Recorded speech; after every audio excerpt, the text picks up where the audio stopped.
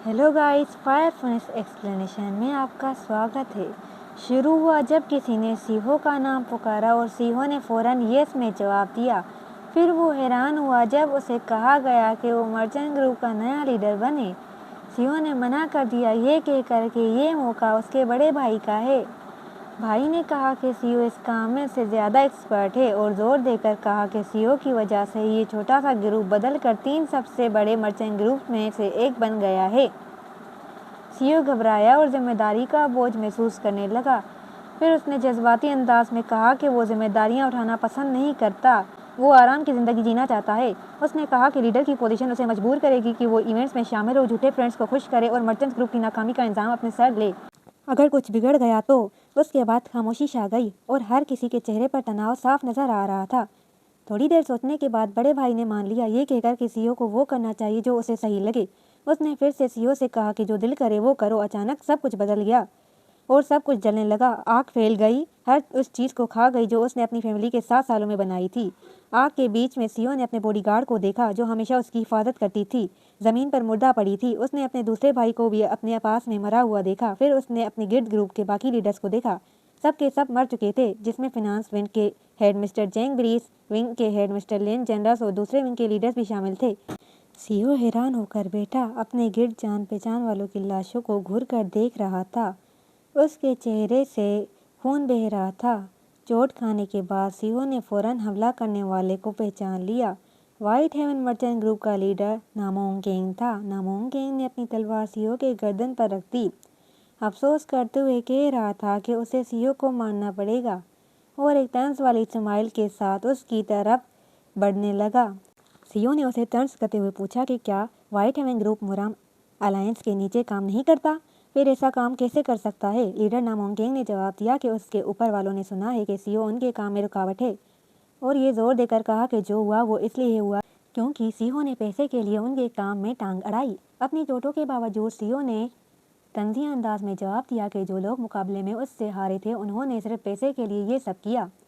नामोंगेंग CO की बातों से गुस्सा हो गया। फिर जलील करते हुए पूछा कि क्या सीओ ने अपनी सुनने की कुव्वत खो दी है? अचानक सीओ ने आखिरी हमला किया, अपने हाथ से चमकती हुई येन एनर्जी निकालते हुए और जोर से चिल्लाकर। लेकिन उसका मुकाबला करने वाला तेज था और सीओ को इतना जोर का धक्का लगा कि वो ज़मीन पर गिर गया। जख्मी सीओ अपनी सख्त चोटों की वजह से मुश्किल से खांसी करने लगा। अपने मुकाबले करने वाले नामोंगेंग से ज़्यादा पावरफुल ना रहने पर अफसोस कर रहा था। दूसरे ग्रुप का लीडर उसके ऊपर खड़ा हुआ समझा रहा था कि उनका हमला इस वजह से था कि सीओ और यूनाई मर्चेंट ग्रुप से खतरा था और उसने अलविदा कहकर तलवार उठाई उसको ख़त्म करने के लिए। सीओ बेबस होकर अपनी ज़िंदगी के आखिरी लम्हात में उसने गहरे गम में सोचा कि क्या उसने अपनी फैमिली के साथ जो किया वो सब बेमानी था, और क्या मोरम अलायंस के यहाँ मर्चेंट्स की ज़िंदगी की कोई अहमियत नहीं। उसने अफसोस के साथ सोचा कि शायद ये वाक़या ना होता अगर उसने पहले से ही मार्शल आर्ट्स सीखना शुरू कर दिया होता, और अगर यूनाई ग्रुप से ज़्यादा बड़ा और पावरफुल होता। उसने सोचा कि काश हालात अलग होते और ये सब ना होता। फिर अचानक उसने किसी को छोटा साहिब कहते हुए सुना और उसने हैरत से आंखें खोल दी। उसने अपने आप को एक अजीब हालत में पाया जहाँ कोई उसको डांट रहा था। ये उसके काम का पहला दिन है। सीहो बहुत कन्फ्यूजन में जाग गया। सोच रहा था कि क्या हो रहा है और क्या वो जिंदा भी है। सामने खड़ा आदमी गुस्से से उसे डांटने लगा। वो कह रहा था कि वो पिछले साल की फसल का डेटा तैयार करे। सीहो को अपना होश नहीं था, उसकी नज़र धुंधली थी और वो ठीक से सुन भी नहीं पा रहा था। फिर उसने एक और आवाज़ सुनी जो कह रही थी कि मर्चेंट ग्रुप का लीडर उसके बारे में बहुत परेशान है और एडवाइस दिया कि वो बेड पर आराम करे। अभी भी सदमे में सीओ ने सामने खड़े आदमी को अपने पुराना दुश्मन नामोंगेंग समझ लिया और गुस्से से उस पर हमला कर दिया, लेकिन वो आदमी हैरान हुआ और मुश्किल से अपना डिफेंस किया। फिर उसने सीओ के सर पर जोर से स्टिक मारा, उसे काम के दौरान सोने पर डांटे हुए और मजाक उड़ाते हुए कहा कि वो अभी भी ख्वाब देख रहा है। सीओ ने महसूस किया कि ये हमला अजीब तौर पर जाना पहचाना सा है, और जब उसने ध्यान दिया तो पहचाना कि सामने खड़ा आदमी नामोंगेंग नहीं बल्कि यूनाइटेड ग्रुप का इंटरनल हेड युजाक था। सीओ सन्नाटे में आ गया क्योंकि युजाक तो बहुत पहले मर चुका था। उसने घबराते हुए सोचा कि ये अब कैसे जिंदा हो गया। सीओ ने हैरत से चिल्लाकर पूछा कि क्या वो दोजख में है? युजाक ने तेजी में जवाब दिया कि लगता है सीओ अभी ठीक से नहीं जागा।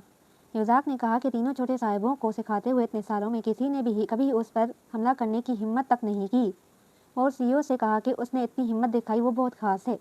सीओ ने शर्मिंदा होकर माफ़ी मांगी और कहा कि ये गलती थी क्योंकि उसकी दिमागी हालत ठीक नहीं थी। युजाक ने उसे सज़ा के तौर पर अपने कमरे में जाकर दीवार के सामने बैठने का हुक्म दिया। सीओ अपने कमरे में थिंकिंग चेयर पर बैठा हालात को समझने की कोशिश कर रहा था। और सोच रहा था कि ये क्या हो रहा है। जब उसने याद किया तो उसको एहसास हुआ कि वो किसी तरह अपने माजी में लौट आया है। उसने याद किया कि जब ट्रेडिंग सीखने की शुरुआत में उसे पहला काम दिया गया था तो वो पिछले साल की फसल की सप्लाई का एनालाइज करना था।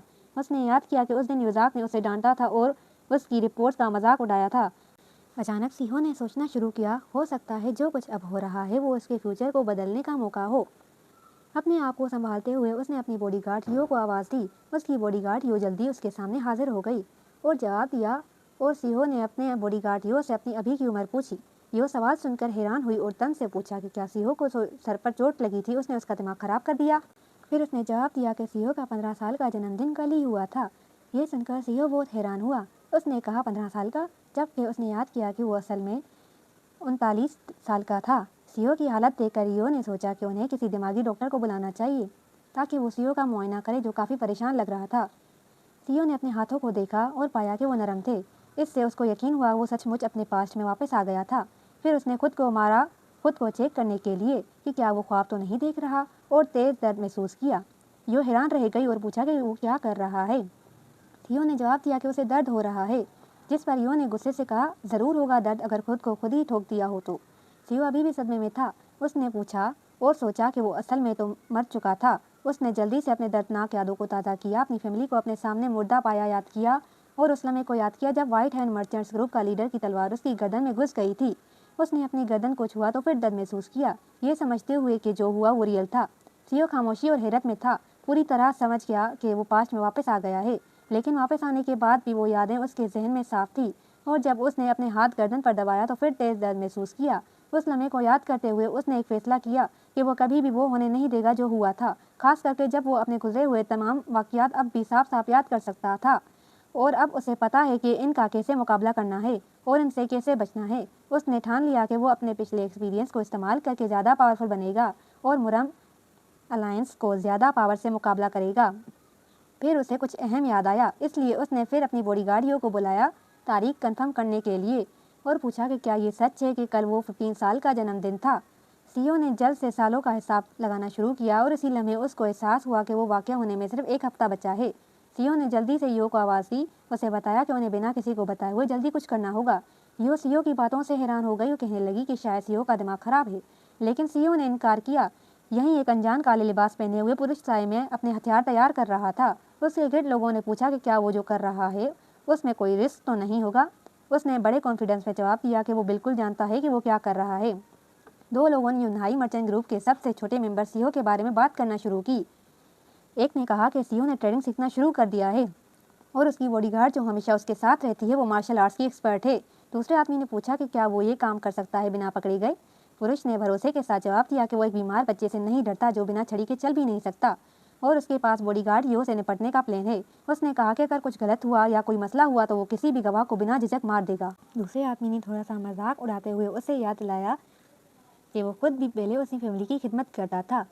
लेकिन दूसरे आदमी ने ठंडी आवाज़ में जवाब दिया कि यूनाई ग्रुप के सबसे छोटे सीईओ की तकदीर जल्द मौत है, और चालाक मुस्कुराहट के साथ कहा कि अगर वो उसके दर्द का खात्मा करके उसे जल्द मार देगा तो वो उसका शुक्रिया अदा करेगा।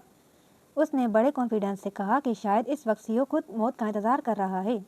उसी वक्त यो ने सीईओ को आवाज़ दी क्योंकि वो एक ठंडी बर्फानी जगह में थे। सीईओ अपने नौकर के कंधों पर सवार था और दूरबीन पकड़े हुए था। सीईओ ने हंसते हुए अपने बॉडीगार्ड से कहा कि वो एक कमज़ोर शख्स है जिसे थोड़ी पावर की ज़रूरत है, इसलिए वो कुछ ढूंढने के लिए बाहर निकले हैं। यो हैरान हुई और पूछा कि वो आखिर क्या ढूंढ रहे हैं। सीईओ ने एक अजीब के फल के बारे में बताया और सोचा और खुद से कहा कि वो पूरे एरिया का बेहतरीन मेडिकल क्योर ढूंढ रहा है। अचानक ज़मीन पर खून का धब्बा नजर आया। यो सीईओ की पिछली ज़िंदगी से एक दर्दनाक याद जगा गया जब उसकी बॉडीगार्ड सख्त जख्मी हो गई थी और उसे भाग जाने के लिए कहा था।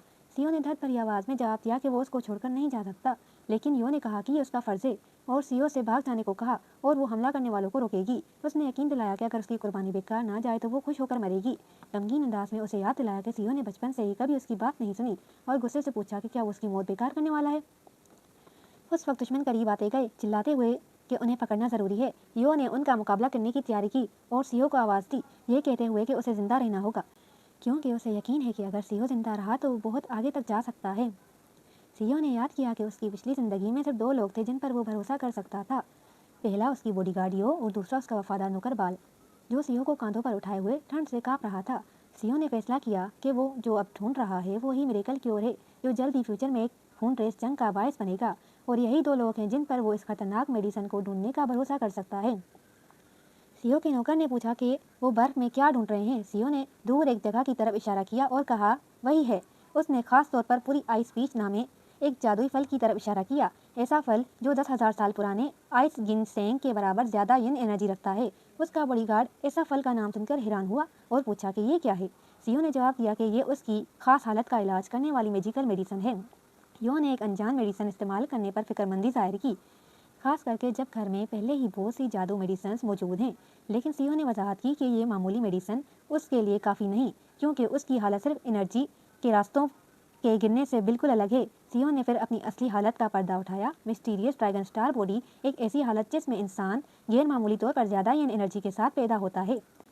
आगे बढ़ने वालों के लिए येन एनर्जी उन्हें मार्शल आर्ट्स की बुलंदी तक पहुंचाने में मदद करती है, लेकिन लड़कियों के लिए ये उनके जिस्म में मौजूद येन एनर्जी से टकराती है, जिसकी वजह से उनकी जल्द मौत हो जाती है। इससे बचने का एक ही रास्ता है, जवानी के दिनों में बायो एनर्जी से भरपूर एक जादू मेडिसिन लेकर जिस्म की एनर्जी को सही तौर पर तब्दील करना। सीओ ने कहा कि अपनी पिछली ज़िंदगी में वो ये रियलिटी देर से समझा था और उस वक्त उसके लिए प्योर आइस पीच हासिल करना नामुमकिन था।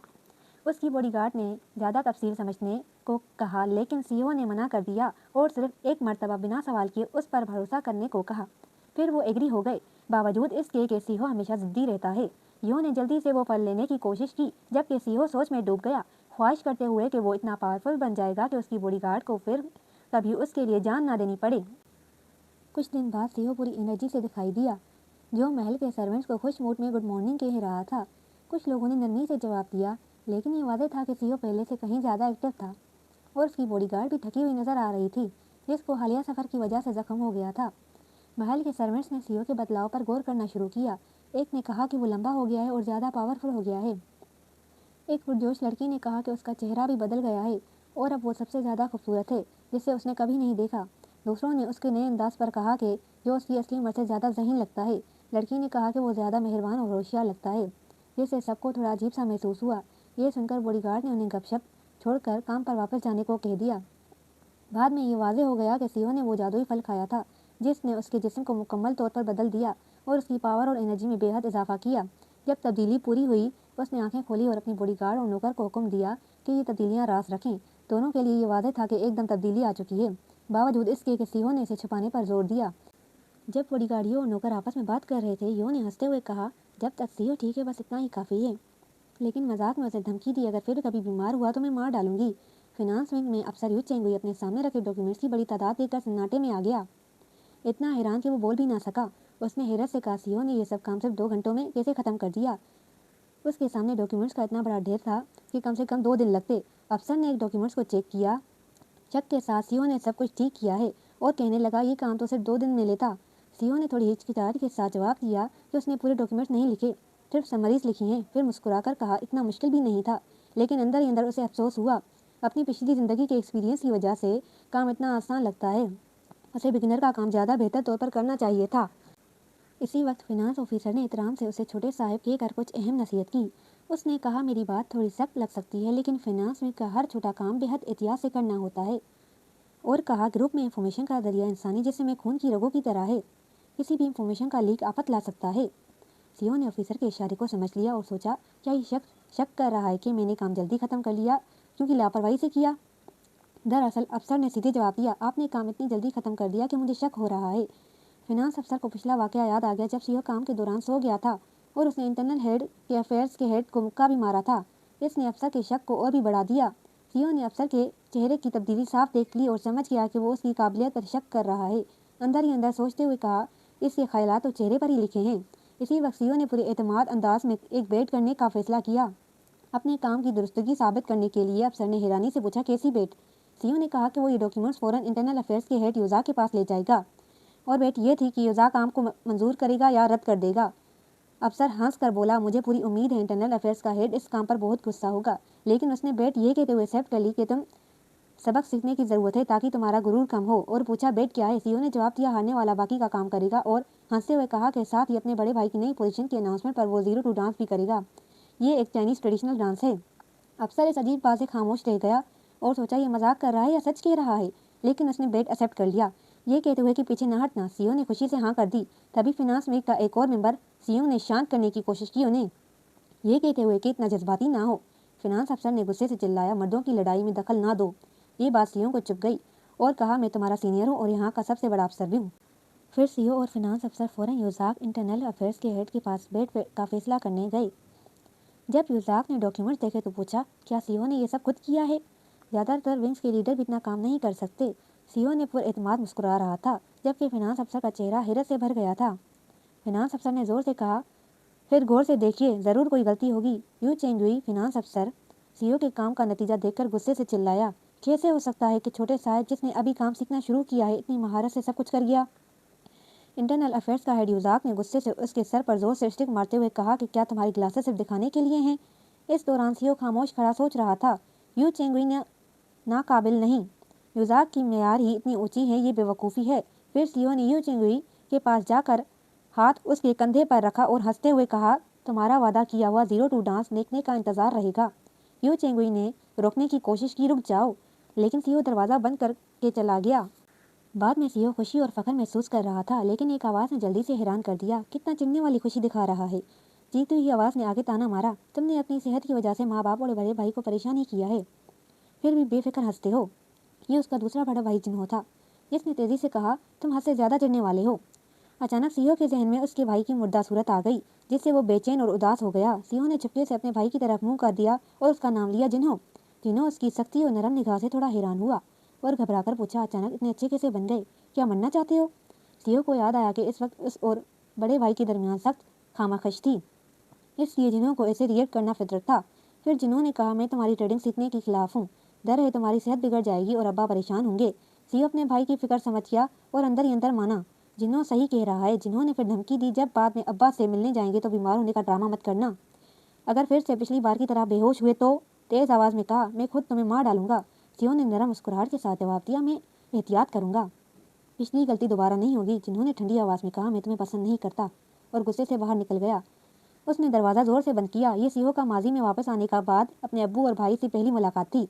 जब सीईओ चल रहा था, उसकी छड़ी गिर गई। उसने थोड़ा रुक कर सोचा, फिर खुद से मुस्कुरा दिया। उसने फैसला किया, अब वक्त आ गया है अपना सच बताने का। अचानक पिछली जिंदगी को याद ताज़ा हो गई, जब फिनांस में आग में बदल गई थी। उस वक्त ड्यूटी पर मौजूद एक छोटा अफसर उस आग में मर गया था। आग ने तमाम डॉक्यूमेंट्स भी तबाह कर दिए थे, जिसकी वजह से ग्रुप को भारी नुकसान हुआ था। सीईओ को एहसास हुआ कि वो आग कोई एक्सीडेंट नहीं बल्कि प्री प्लान थी। सीईओ फिनांस में वापस आया और देखा कि फिनांस अफसर यू चेंगुई अभी भी अपने काम में मसरूफ था।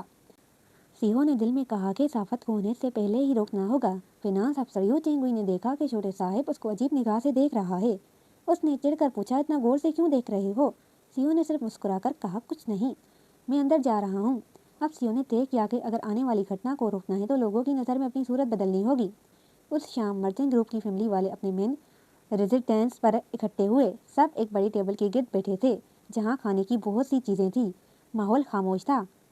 सबसे पहले बड़े भाई योंग ने दूसरे भाई जिन्हों से बात शुरू की। उसने पूछा, सनसेट विंग में काम कैसा चल रहा है? ये तो ब्रीज विंग से बिल्कुल अलग है ना? जिन्होंने आराम से जवाब दिया, हाँ, मुझे दिमाग से ज़्यादा हाथ से काम करना आसान लगता है। सनसेट विंग मेरी मर्जी के मुताबिक है। सबसे छोटे साहिब सीईओ खामोश था, बिना कुछ बोले सुन रहा था। बड़े भाई ने फिर सीईओ की तरफ रुख किया और पूछा, क्या तुम फाइनेंस विंग में अपनी ट्रेनिंग शुरू कर चुके हो? सीईओ ने एहतराम से जवाब दिया, जी हाँ। उसने नरमी से नसीहत की, सीखने में जल्दी ना करो, आहिस्ते चलो, मुझे डर है तुम अपनी सेहत पर ज़्यादा बोझ न डाल दो। सीईओ ने दिलासा दिया, मैं अपनी हदें जानता हूँ, उन्हीं के अंदर रहकर काम करता हूँ। उसको याद आया कि पिछली ज़िंदगी में भी उसका ये भाई हमेशा मेहरबान और ख्याल रखने वाला था। लेकिन अचानक सीईओ पर अपने बड़े भाई की दर्दनाक सूरत का ख्याल आया।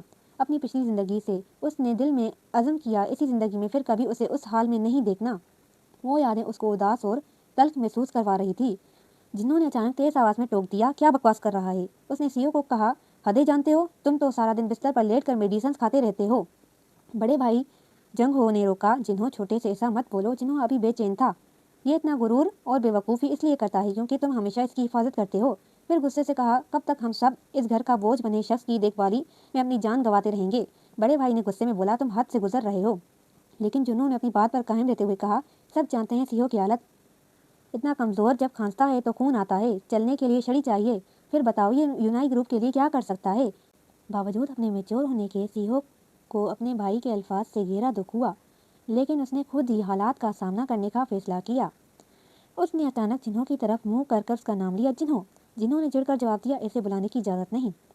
सीओ ने हालात को शांत किया, हल्की आवाज़ में कहा, अब बात खत्म करते हैं, पिता आने वाले हैं, ये मंजर देखकर खुश नहीं होंगे। बड़े भाई ने हल्की आवाज़ में कहा, सब ठंडे हो जाओ। इस दौरान बड़े भाई ने अपने अंदर सोचा, आज ये छोटा कितना अजीब लग रहा है, ज़्यादा समझदार नज़र आ रहा है। उसके ख्यालात को नौकरानी की आवाज़ ने डिस्टर्ब कर दिया और कहा, साहिब आ गए हैं।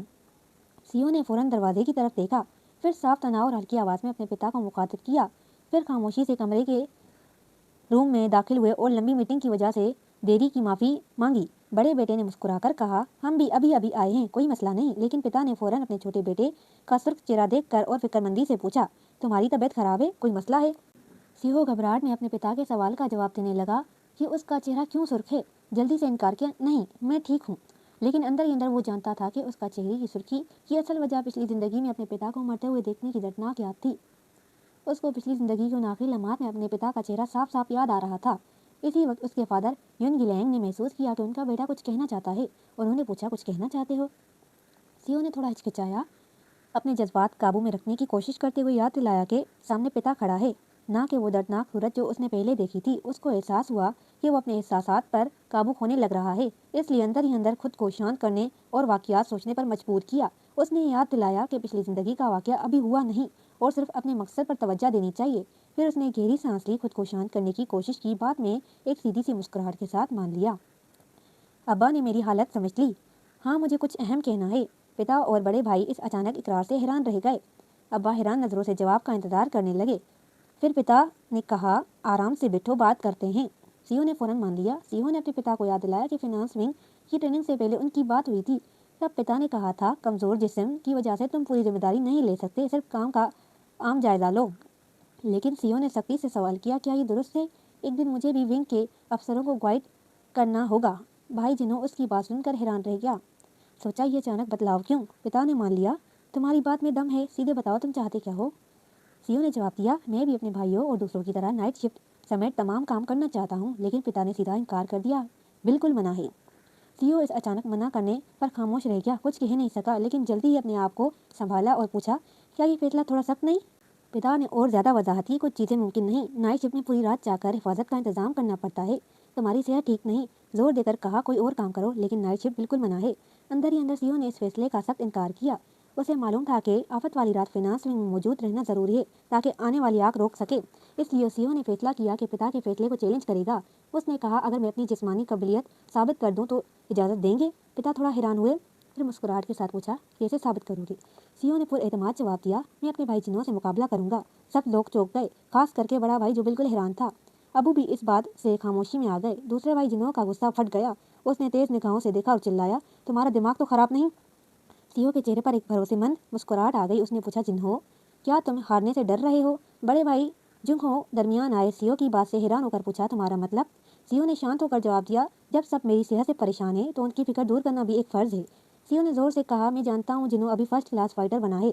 अगर मैं उसका मुकाबला कर सकूँ तो ये साबित हो जाएगा कि मैं फाइनेंस विंग की तमाम जिम्मेदारियाँ संभाल सकता हूँ।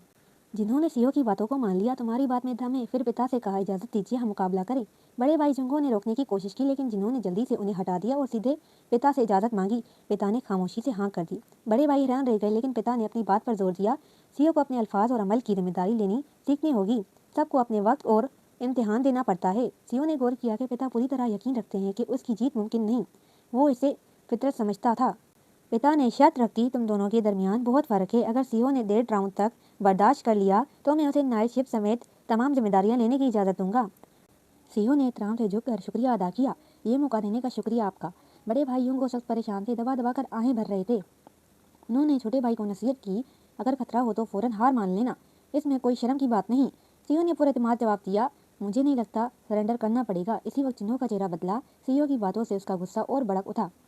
मुकाबला खुला ट्रेनिंग ग्राउंड में शुरू हुआ। दोनों भाई आमने सामने खड़े थे। मौजूद सिपाही और गार्ड्स हैरान था। एक ने कहा, अभी कुछ अरसे पहले तो वो मुश्किल से खड़ा होता था। सीओ ने शांत मुस्कुराहट के साथ उन्हें खामोश रहने का इशारा किया। नौकर ने बॉडीगार्ड यो को तसल्ली दी, सब ठीक होगा, दुआ करती रहो। बड़े भाई जुंगो अबू के करीब खड़े होकर पूछे, आप फिक्रमंद तो नहीं? अबू ने सख्ती से कहा, फिक्र की कोई वजह नज़र नहीं आती। जुंगो ने अपने खौफ जाहिर किया। जिन्हों हमेशा सीओ को कम समझता रहा, शायद सख्त मुकाबला करे। पिता खामोश रहकर सोचते रहे। मुकाबला शुरू हुआ। छोटे भाई सीओ जंग के मैदान पर एतमाद और शांत खड़ा था। पहले सिर्फ देखने का इरादा किया, दूसरी तरफ जिन्हों सख्त गुस्से में और मुकाबले के लिए तैयार था। कुछ गार्ड्स ने सोचा पूरे खानदान का दिमाग खराब हो गया है। बॉडीगार्ड यो सीओ की शांति वाली हरकतों से बेचैन थी, किसी ने जादुई असर तो नहीं कर दिया। फिर पिता युंगलेंग ने टोल बजाकर मुकाबला शुरू करने का हुक्म दिया। गार्ड ने थोड़ा हिचकिचाया, हुक्म की इजाज़त मांगी। बॉडीगार्ड ने खतरे से घबराकर पुरजोश के साथ हुक्म मान लिया। चुपके से छोटे साहब की जीत की दुआ करते रहे। जिन्हों गुस्से में तैयार हुआ, सीओ की तरफ तेज निगाहों से चिल्लाया, तुम अपने औकात नहीं जानते, सबकी मोहब्बत पाकर बड़े हुए हो, तुम्हें लगता है सब तुम्हारे काबू में है। सीओ ने शांत और भरोसे के साथ अपने भाई के हमले को जवाब देने की तैयारी की। जिन्होंने अंदर ही अंदर फैसला किया, बचपन से लाड प्यार इसने दिया है और इसी की वजह से ये बिगड़ गया है, आज इसे सख्त सबक सिखाऊंगा। और फिर उसने हमला किया। अचानक जिन्हों को बचपन का एक लम्हा याद आया, जब सब हंसते थे कि वो अपने छोटे भाई से इतनी मोहब्बत करता है कि निगाह नहीं हटा पाता। फिर एक और याद ताज़ा हुई जब उसने पहली बार अपने नन्हे भाई के हाथ को छुआ था और पिता ने कहा था, तेरा भाई इतना छोटा है, हमेशा इसकी हिफाजत करना। जिन्होंने उस वक्त बच्चे को देखा और पिता की नसीहत सुनी, लेकिन अब उसने जहन में जिम्मेदारी का इनकार किया। मैं क्यों हमेशा इसकी देखभाल करूं? पिताजी ने हमेशा मुझसे और बड़े भाई से अच्छे भाई बनने की उम्मीद की, जबकि सीओ कभी एक अच्छे बेटे की तरह नहीं रहा। गुस्से में उसने अपना किया और खुद से कहा, अब बस और नहीं सहूंगा। दूसरी तरफ सीओ बिल्कुल शांत था। वो सोच रहा था कि भाई के हमले का मुकाबला करने के लिए कितनी पावर इस्तेमाल करनी होगी। इसी वक्त सीओ ने एक बड़े martial arts no dragon step इस्तेमाल किए, तेज स्पीड से चलना शुरू किया, जिसने सबको हैरान कर दिया। जिन्हों बिल्कुल चौंक गया, वो भाई की हरकतों को समझ नहीं पा रहा था और घबराहट महसूस करने लगा। पिता, बड़े भाई और गॉड सब सीओ की इस महारत को देखकर शौक में आ गए। तभी अचानक सीओ चलते चलते लड़खड़ा गया। सब हैरान और परेशान हो गए। सीओ ने जानबूझकर नाजुक अंदाज में गिरते हुए कहा, मैंने अभी किताब में ये पढ़ा था, आजमाना चाहता था, गलती से गिर गया, शुक्र है हमला टल गया। जिन्हों को भाई का ये बदकाना वाला रवैया देखकर गुस्सा चढ़ गया। उसने सोचा, क्या ये मजाक कर रहा है? फिर और तेजी और पावर से हमला किया। सीओ बड़ी आसानी और सुकून से हमले डालते रहा। पिता और बड़े भाई की निगाहों में साफ हैरत और हैरानी थी। वो समझ नहीं पा रहे थे ये क्या हो रहा है। बड़े भाई ने हैरानी से पिता से पूछा, ये बच्चा ये सब कैसे कर रहा है? पिताजी को अपनी नसीहत याद आई जो उन्होंने जिन्हों को की थी, सीओ की बातों को कम मत समझना। वो बेसोचे समझे ऐसा मुकाबला ना करता। फिर अंदर ही अंदर यकीन किया, मेरा छोटा बेटा यूनाई ग्रुप की तारीख का सबसे बड़ा एक्सपर्ट है। बावजूद अपने यकीन के पिता सीओ की जंग में हैरान थे, खास करके जिन्हों अभी अपनी पूरी पावर इस्तेमाल नहीं कर रहा था। पिताजी ने गौर किया, पहले तो इसकी तबीयत भी ठीक नहीं थी, अब दर्जा फर्स्ट क्लास मार्शल आर्ट्स का मुकाबला करना इतनी देर तक कैसे कर पा रहा है? अगर किसी मास्टर ने इसे सिखाया होता तो कितना आगे जा सकता था। लेकिन इस वक्त पिता की फिक्र सीओ के लिए नहीं बल्कि अपने बेटे जिन्हों के लिए थी, जो बिल्कुल बेचैन था। जिन्हों सख्त परेशान था, एक भी हमला क्यों नहीं लगा? अचानक जिन्हों को याद आया कि लोग हमेशा सीओ को ग्रुप की तारीख का सबसे बड़ा जीनियस कहते थे। ये बात उसके गुस्से और हैरानी को और बढ़ा दी। फिर एक और दर्दनाक लम्हा याद आया जब उसने अपने छोटे भाई सीओ को सख्त बीमार देखा था। खांसते हुए खून, उसकी फिक्र उसके चेहरे पर थी जब वो दूर से उसे बेबस देख रहा था। तभी पिताजी ने उसे कहा था, मैं अब तुम्हें खुद नहीं सिखा सकता, तुम्हारी तालीम अब एक्सटर्नल अफेयर्स के हेड के जिम्मे होगी। जिन्होंने कहा, लेकिन मैं। पिताजी ने सख्ती से कहा, तुम्हें कुर्बानी देनी पड़ेगी, तुम्हारा भाई इतना बीमार है, अब तुम जिम्मेदार भाई हो। इसी दौरान सीओ की हालत नहायत नाजुक थी और उसे सख्त तकलीफ हो रही थी। जिन्होंने घबरा कर पूछा था, क्या हुआ है? वहाँ मौजूद लोगों ने कहा, इंटरनल ब्लीडिंग रुकना ज़रूरी है, किसी ने कोई गलती की है। तब जिन्हों ज़ोर ज़ोर से रोने लगा, अपने गुनाह से काँप रहा था। ये वाजे हो गया था कि उसने गलती से सीओ को यंग एनर्जी वाली पावरफुल एलिक्सर खिला दी है, जिसने उसकी हालत और ख़राब कर दी। जिन्हों रोते हुए माफ़ी मांग रहा था, मैंने तो बस उसकी जल्द ठीक होने की ख्वाहिश की थी। लेकिन गुस्से में पिता ने उसे धक्के से दूर कर दिया।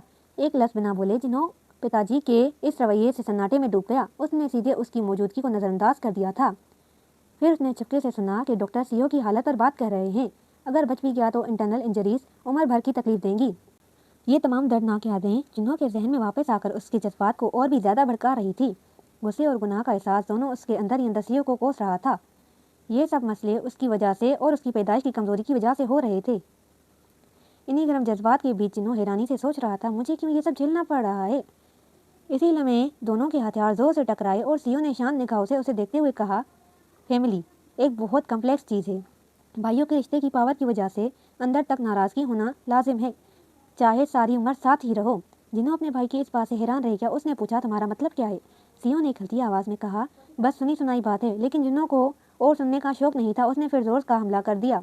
इसी वक्त बड़े भाई ने बेचैन होकर पूछा, मुकाबला खत्म होने में कितना वक्त बाकी है? बॉडीगार्ड ने घबराकर जवाब दिया, सिर्फ 9 सेकंड बचे हैं। जिन्हों का गुस्सा उरूज पर था। उसने अपनी तलवार से सख्त पावर निकालते हुए हमला करने की तैयारी की। जिन्होंने गुस्से और बेकरारी से सीओ से कहा, तुम्हारी बेमानी बातें अब नहीं चलेंगी, अब इतना आसान नहीं होगा। पिताजी ने यह देखकर चिल्लाया, रुक जाओ जिन्हों, जज्बात को काबू करो। लेकिन जिन्होंने ना सुना और पूरे जोर से हमला कर दिया। सीओ बिल्कुल शांत अंदाज में खुद से बोला, जिन्हों को तो असल हकीकत का पता ही नहीं। फिर उसको पिछली ज़िंदगी के अपने भाई की वो बात याद आई, रिश्ते बहुत उलझे होते हैं, घर वालों के दिल में भी बुक्स रह सकता है। जिन्हों के जहन में वो बात चल रही थी, जब इंसान लंबे अरसे तक बुक्स रखे तो असल वजह भूल जाता है। मुझे सीओ से नफरत इसी तरह थी। मैं अपनी बेबसी गुस्से से दब गया हूँ, कुछ कर ना सका। घर वालों ने हमेशा उसे मुझ पर तरजीह दी। एक दर्दनाक याद के लम्हे में जिन्होंने अपने छोटे भाई से माफ़ी मांगी। मुझे अफसोस है कि मैं मौजूदगी ने तुम्हें तंग किया है, हालांकि तुम्हारी कोई गलती नहीं थी। आखिरी दर्दनाक मंजर के साथ उसने अंदर से कहा, कभी माफ़ मत करना मुझे सीहो। सीहो वाकयात में वापस तब आया जब जिन्हों हमला करने लगा। जिन्होंने अचानक सोचा, ये सब सिर्फ सीहो की गलती कैसे हो सकती है। तेज हमले के बीच में उसने ये सवाल दोहराया।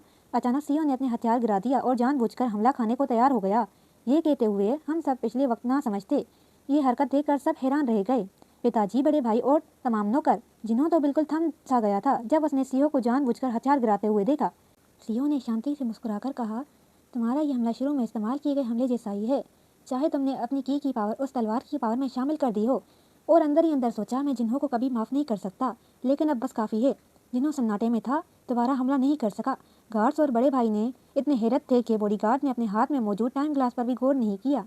फिर उसने ऐलान किया, 10 मिनट खत्म हो गए, कोई भी जीता नहीं। उसने पूछा, फिर बेट का फैसला कैसे होगा। सीओ पुरएतमाद आगे बढ़ा और ऐलान किया, मुकाबला जीतने वाला यूनाई ग्रुप का सबसे छोटा साहिब है। मंजर बदलते ही फिनांस विंग में अफसर चुपके से सीओ की जीत की खबर पर बात कर रहे थे, जो अभी तक आम लोगों से छुपी थी।